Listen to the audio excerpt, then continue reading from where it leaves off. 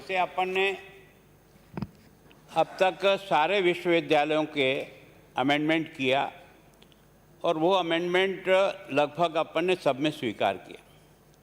इसमें एक आप पहली बार इस प्रकार का अमेंडमेंट ला रहे हो, ला सकते हो, आप कर भी सकते हो, लेकिन इसको भविष्य का भी ध्यान करो कि अब तक ये था कि कुलाधिपति की जब करेगा तो राज्य सरकार से सहमति लेकर के उसको सस्पेंड करेगा या उसको हटाएगा। आप पहली बार इसमें नया चेंज कर रहे हो। मैं सोचता हूँ कि मैं अपने फर्ज के आधार पर अब तक भी प्रोविज़न ये था, आपने सभी विश्वविद्यालयों में डाला हुआ है कि कुलाधिपति राज्य सरकार की सहमति से उसे हटा सकेंगे। अब इसमें आप परिवर्तन ये कर रहे हो, राज्य सरकार के परामर्श से कुलाधिपति उसको हटाएंगे। इसका मतलब एक तरह से पूर्णतः विश्वविद्यालय की स्वायत्तता को समाप्त करके केवल और केवल सरकार की मन मर्जी से कोई कुलपति रहेगा या कोई कुलपति नहीं रहेगा। ये खतरनाक काम करने जा रहे हो, जो मैं सोचता हूँ इसको ठीक नहीं है। इसको आप थोड़ा सा ठीक है। एक दूसरा क्या है कि जो सबसे पुराना विश्वविद्यालय है इस एग्रीकल्चर की दृष्टि से केशवानंद, लेकिन आज भी उस विश्वविद्यालय में जो फैकल्टीज होनी चाहिए वो फैकल्टी आज भी नहीं है। आज भी यहाँ आपके पास वहाँ पशु फार्म नहीं है, आज भी वहाँ पशु फार्म नहीं है, आज भी वहाँ कुक्कड़ फार्म नहीं है, और आज भी वहाँ मछली घर की दृष्टि से ये तीनों जो फैकल्टी इम्पोर्टेंट होती है कृषि विश्वविद्यालय के लिए वो आज भी नहीं है। एक राजस्थान के जितने भी कृषि विश्वविद्यालय हम राजनीतिक दृष्टि से जरूर खोलते जा रहे हैं, लेकिन उनको स्ट्रेंथन करने के बारे में कभी भी विचार नहीं किया। हरियाणा और पंजाब की जितनी विश्वविद्यालय है उनके पास 10-10 हज़ार हेक्टेयर के फॉर्म हैं।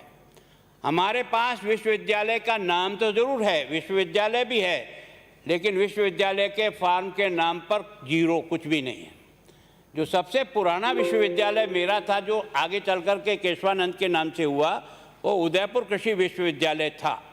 वो उस कृषि विश्वविद्यालय के पास आज की तारीख में जो फॉर्म होना चाहिए वो भी उसका आज भी नहीं है। 200 हेक्टेयर मुश्किल से होगा, जिसमें ये जो सारा रिसर्च वर्क है वो रिसर्च वर्क नहीं के बराबर है। केवल पढ़े लिखे लोग तैयार करो, नौकरी के लिए भेजो। तो जिस एग्रीकल्चर को डेवलप करने की दृष्टि से जो विचार पैदा हुआ था, इस पर आप विचार करिए। उन विश्वविद्यालयों को इन फार्म हाउस से भी जोड़िए। एक और दूसरा, मुझे बहुत अफसोस के साथ कह रहा हूँ कि आप विश्वविद्यालय भले ही खोल रहे हो, लेकिन विश्वविद्यालय में अनुसंधान की दृष्टि से आप चेक कर लेना, अनुसंधान ही विश्वविद्यालय की जान है, लेकिन अनुसंधान की दृष्टि से विश्वविद्यालय से राजस्थान की सरकार का बजट नहीं के बराबर है। कई जगह तो 50,000 रुपया साल का भी अनुसंधान के लिए उपलब्ध नहीं हो रहा है।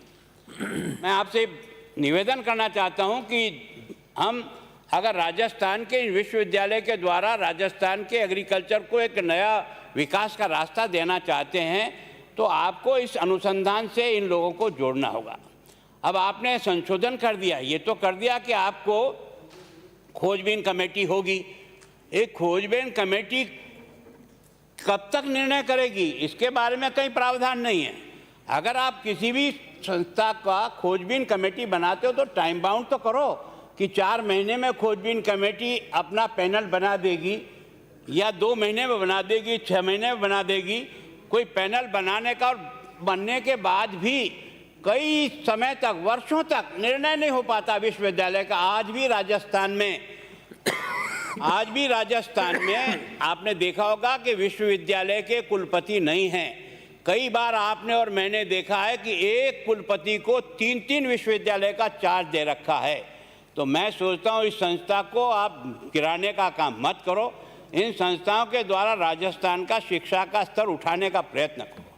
मैं सोचता हूँ कि इस बारे में आप निश्चित रूप से विचार करके इसके बारे में जरूर करो कि सीमा, जब आपने अमेंडमेंट किया ही है खोजबीन कमेटी का, तो उसमें एक लाइन ये भी डाल देते कि खोजबीन कमेटी बनने के 6 महीने के अंदर अंदर जो पैनल बनेगा वो पैनल निश्चित रूप से चला जाएगा और उसके आधार पर विश्वविद्यालय के कुलपति का निर्णय हो जाएगा। विश्वविद्यालय के कुलपति का निर्णय नहीं होने से विश्वविद्यालय एक तरह से बिल्कुल गिरावट की स्थिति में आ गया। और राजस्थान में ये एक बार नहीं, आपके समय नहीं, हमारे समय में भी था। एक विश्वविद्यालय के चार्ज को दो विश्वविद्यालय का चार्ज दे रखा है कुलपति को। मैं सोचता हूँ इस परिपाटी को समाप्त करने का प्रयास करें। और ये जो मैं समझाऊँ, जो अमेंडमेंट है, पहले कुलाधिपति राज्य सरकार की सहमति से एक्शन कर सकता था। अब आपने राज्य सरकार की द्वारा कुलाधिपति को पाबंद कर रहे हैं कि वो कुलपति को हटाएं।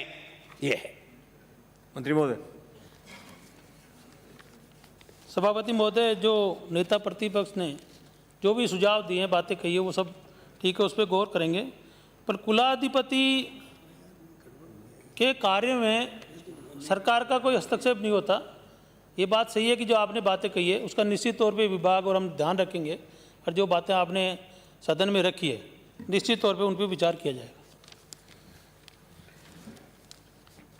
प्रश्न एक की स्वामी केशवानंद राजस्थान कृषि विश्वविद्यालय बीकानेर संशोधन विधेयक 2020 को संशोधित रूप में पारित किया जाए। जो पक्ष में हाँ कहें, जो विपक्ष में ना कहें। जो पक्ष में हाँ कहें, तो विपक्ष में ना कहें। हाँ पक्ष जीता, हाँ पक्ष जीता। स्वामी केशवानंद राजस्थान कृषि विश्वविद्यालय बीकानेर संशोधन विधेयक 2020 संशोधित रूप में पारित किया गया। श्री लालचंद जी कटारिया। नेक्स्ट। आपने सभापति महोदय में चिकित्सालय और उसका वो रखेंगे ना। सभापति महोदय, मैं प्रस्ताव करता हूं कि सदन का समय आज की कार्यसूची के पूर्ण होने और आज के विधेयक पारित होने तक बढ़ा दिया जाए। बढ़ाया जाए समय बढ़ाया गया। लालचंद कटारिया। सभापति महोदय, मैं आपकी अनुमति से प्रस्ताव करता हूं कि राजस्थान पशु चिकित्सा और पशु विज्ञान विश्वविद्यालय संशोधन विधेयक 2020 को संशोधित रूप में पारित किया जाए। पशु विज्ञान